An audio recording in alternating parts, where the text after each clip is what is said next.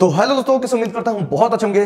दोस्तों आज का वीडियो बहुत ज्यादा इंपॉर्टेंट रहने वाला है, वो भी आपके एग्जाम के लिए। सो गाइस मैं बात कर रहा हूं क्लास 10th और 12th वालों के लिए, मतलब कि जो लोग मैट्रिक और इंटर का एग्जाम इस बार देने वाले हैं उनके लिए मैं बात कर रहा हूं कि उनको मैथ में किस तरीके से पढ़ना चाहिए जिससे उनका नंबर अच्छा से अच्छा आ सके। यानी कि मैं बात कर रहा हूं कि 100 में से 90 नंबर कैसे लेकर आ जाए, ठीक है ना। 90 से अधिक लाओगे तो और ही अच्छा भाई। सो गाइस हम सब जानते हैं कि अधिकांश बच्चे मतलब कि मैथ में बहुत कमजोर होते हैं, मैथ में बहुत कमजोर होते हैं, और इसका सिर्फ एक ही कारण है कि उनको ये नहीं पता किस तरीके से उनको मैथ को पढ़ना चाहिए जिससे कि हमारा नंबर अच्छा से अच्छा आ सके। तो आज के इस वीडियो में हम यही बात करने वाले हैं कि क्लास 10th और 12th वालों को मतलब कि मैथ का तैयारी किस तरीके से करना चाहिए, किस तरीके से हमको प्रैक्टिस करना चाहिए, ये आज हम जानने वाले हैं। क्योंकि अधिकांश बच्चे को बहुत ज्यादा फेल करते हैं मैथ के चलते, और बाकी सब्जेक्ट में तो मतलब कि अच्छे नंबर लेकर आ जाते हैं, लेकिन मैथ बहुत कम लेकर आते हैं। क्यों? इसका रीजन है भाई।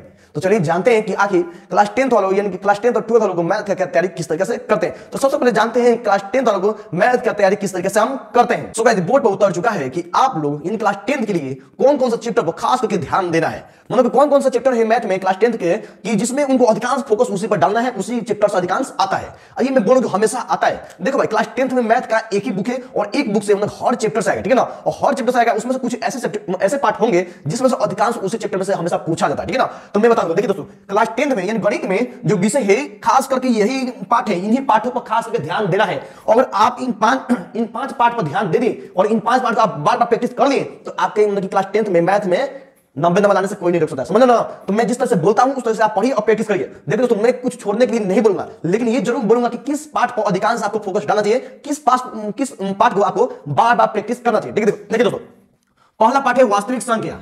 आप लोगों ने पढ़ा होगा, पहला पार्ट है क्लास 10 का पहला ही पार्ट है वास्तविक संख्या, गणित का पहला ही पार्ट है वास्तविक संख्या। उसके बाद से ये है समांतर श्रेणी, यानी जिसे हम एपी के नाम से जानते हैं, मतलब कि पार्ट 5 में दिया है, ठीक है ना। देखिए ये पहला पार्ट का है और ये 5वां पार्ट है और ये कितना 7वां पार्ट है और ये 8वां पार्ट है और ये 14 पार्ट है, ठीक है ना। तो आपको खास करके ध्यान देना है, खास करके प्रैक्टिस करना है पहला पार्ट को, 5वां पार्ट को, 7वां पार्ट को, 8वां पार्ट को और 10वां मतलब कितना 14 पार्ट को। यानी कि वास्तविक संख्या, समांतर श्रेणी, निर्देशांक ज्यामिति, त्रिकोणमिति और सांख्यिकी, समझ ना। तो आपको इन 5 चैप्टर को बार बार प्रैक्टिस करना है। और मैं ये नहीं बोल रहा हूं कि इन चैप्टर को छोड़ना है, नहीं भाई, मैं इसलिए बोलूं कि इसे बार प्रैक्टिस करने के लिए मतलब अधिकांश क्वेश्चन इन्हीं 5 पार्ट में से अधिकांश आता है, ठीक है ना। क्योंकि मैथ में क्लास 10th मैथ में एक ही मैथ की बुक है और 12th में 2 बुक है, ठीक है। तो 2 मैं बता रहा हूं, ठीक है। तो पहले क्लास 10th के लिए बात कर रहा हूं, तो क्लास 10th में एक ही मैथ का बुक है और आपको 5 पार्ट को आपको बार बार प्रैक्टिस करना है। अब बाकी जो पार्ट बचे ना उसे मतलब खाली जो पढ़ लिए हैं उसी को बार बार देखना है, यानी उसे एक दो क्वेश्चन पूछ दिया जाए, ठीक है ना। तो आपको समझ आएगा, क्लास 10th वालों को समझ आएगा कि उन लोगों को ये 5 पार्ट को ध्यान में रखना है। आप लोग स्क्रीनशॉट ले सकते हैं, ये बहुत जरूरी है भाई, ये आप स्क्रीनशॉट ले सकते हैं, बहुत जरूरी है। बाकी जो पार्ट बच रहा है ना, द्विघात समीकरण और 2 चर वाला, आपको एक बात एक और समझा दूं, यहाँ पे 2 चर वाला समझ, जो कि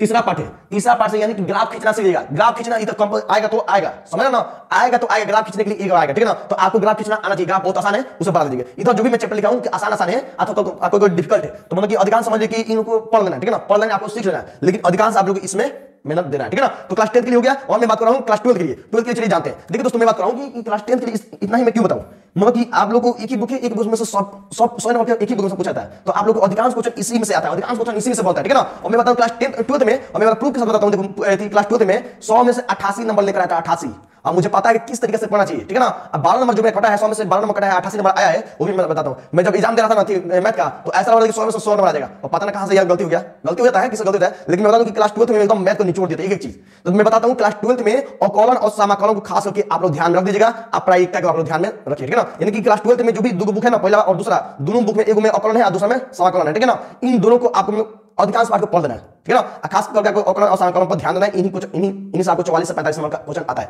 100 में से 44 को 45 को क्वेश्चन किसमें से आता है भाई? अवकलन और समाकलन से आता है, ठीक है ना। तो आपको ध्यान रखना है, अवकलन और समाकलन को एकदम निचोड़ देना है, पूरा निचोड़ देना है। बाकी सब चैप्टर को आपको ध्यान सिर्फ जानकारी सीख लेना, बात खत्म, ठीक है ना। तो चलिए दोस्तों मिलते हैं नेक्स्ट वीडियो में। वो भी आप लोगों को एक चीज बता दूं, इंपॉर्टेंट चीज एक और बता दूं कि मैं जितना भी क्लास 10th वालों को मैं बताया हूं कि 5 चैप्टर है और 5 चैप्टर का रिवीजन करें, तो मैं बताऊं कि हर रोज मैं क्लास 10th में एक पार्ट लाऊंगा, एक पार्ट, वो भी 1 घंटे में ना आपका 5 से 7 नंबर यानी 10 नंबर तक क्लियर हो जाएगा, सिर्फ एक वीडियो से। 1 घंटे की वीडियो से आपको 10 नंबर क्लियर हो जाएगा, ठीक है ना। तो मैं जो भी वीडियो लाने वाला हूं उसे छोड़िएगा मत भाई, मतलब गलती से भी छोड़िएगा मत। आपको पता चल जाएगा कि किस पार्ट से कौन से क्वेश्चन को बार बार पढ़ना चाहिए, समझ ना। और ये 5 पार्ट है ना, ये कोई कम नहीं है, ठीक है ना। और इनमें से मैं बताऊंगा कि कौन कौन से क्वेश्चन बार बार आता है। चलिए दोस्तों मिलते हैं नेक्स्ट वीडियो, तब तक मेरे चैनल पर नए हैं तो चैनल को सब्सक्राइब और वीडियो को लाइक जरूर करिएगा, बहुत काम आएगा आपको। और ये मैं आपको गारंटी देता हूं कि मैं जिस तरीके से बोलता हूं उस तरीके से तैयारी करिए, बहुत आगे जाएंगे और बहुत अच्छा आपका नंबर आएगा, ठीक है ना। आप उम्मीद करते हैं बहुत अच्छा नंबर लेकर आएंगे और बहुत अच्छा मतलब कि आप तैयारी करते होंगे, ठीक है ना। चलिए दोस्तों मिलते हैं नेक्स्ट वीडियो में, तब तक जय हिंद, वंदे मातरम।